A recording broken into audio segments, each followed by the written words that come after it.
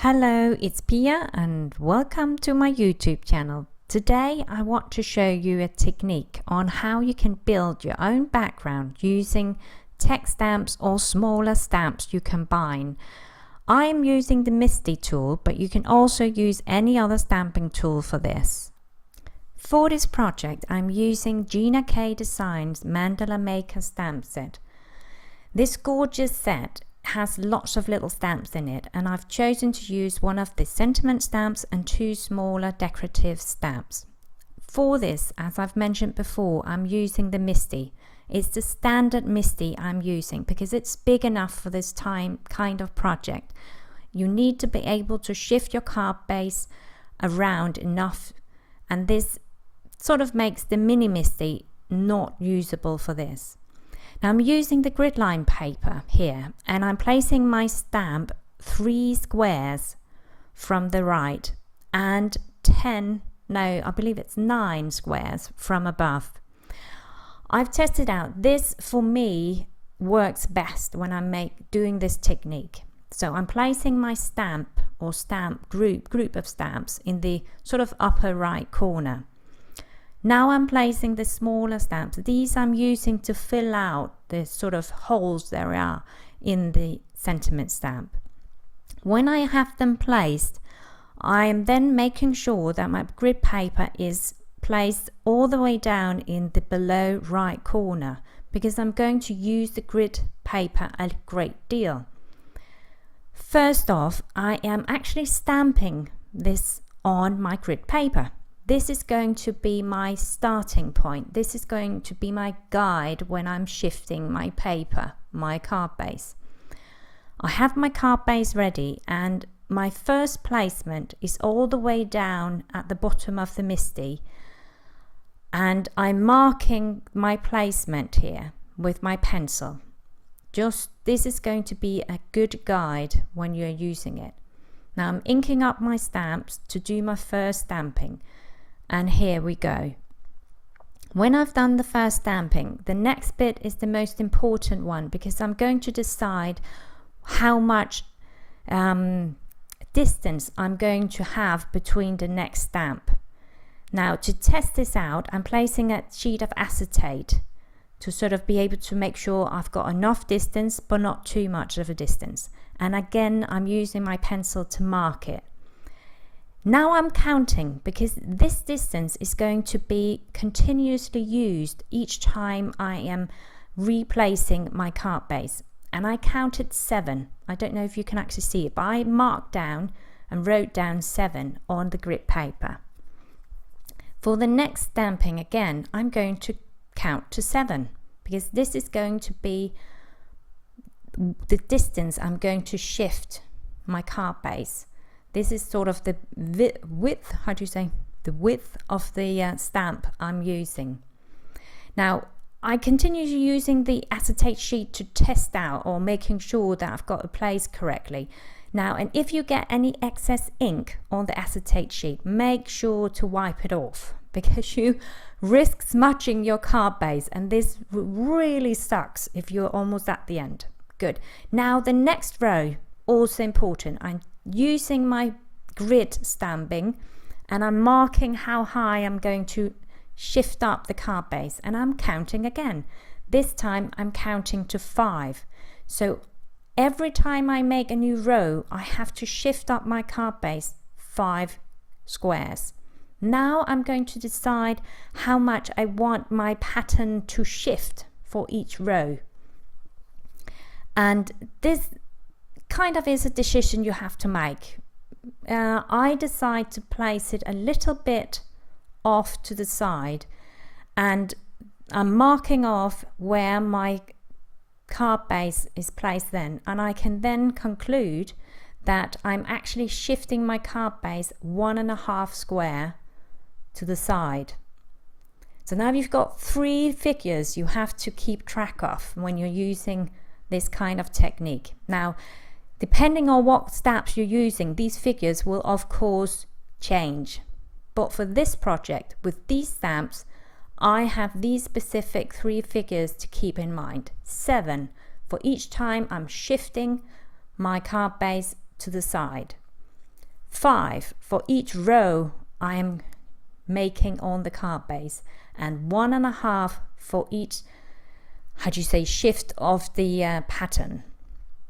And I use my pencil every time I replace my card base to make sure that I'm got the marking to where I'm going to place the card base. Here we go, and I'm shifting it again, 7 to the side. There we go, and I can re-ink my stamps. That's it. This is what I continue to do. Again, count to 7, shift my card base, and then re-stamp.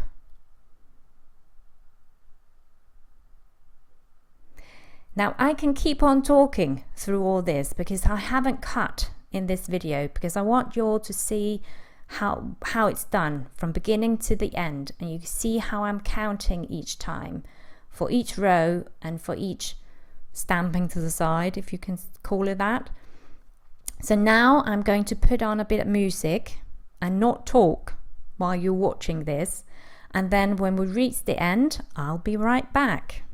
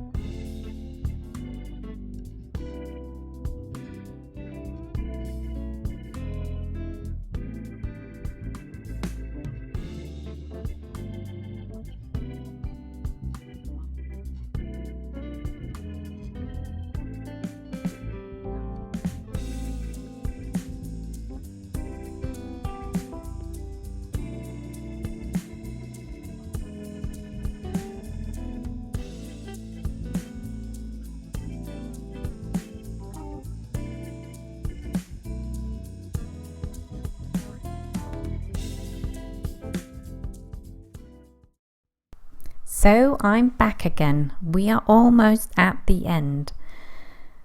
Only 2 stamping more to do and the background is actually finished. Now I hope that you've actually can use this for something, that you can see, for example, how great a stamping tool the MISTI is.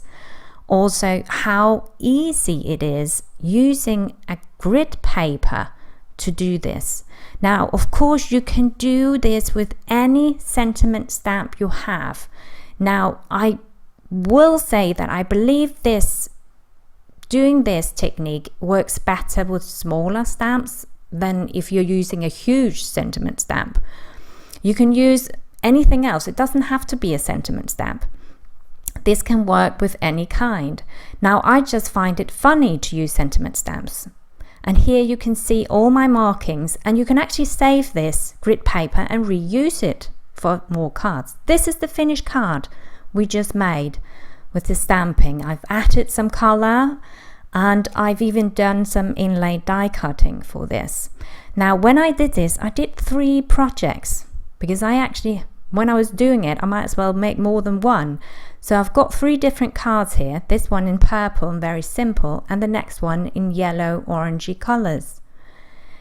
Now I hope you will try this out and just have fun with it. I hope you will click the thumbs up and also subscribe to my channel. But otherwise, I hope you have a great day and hope to see you soon. Bye.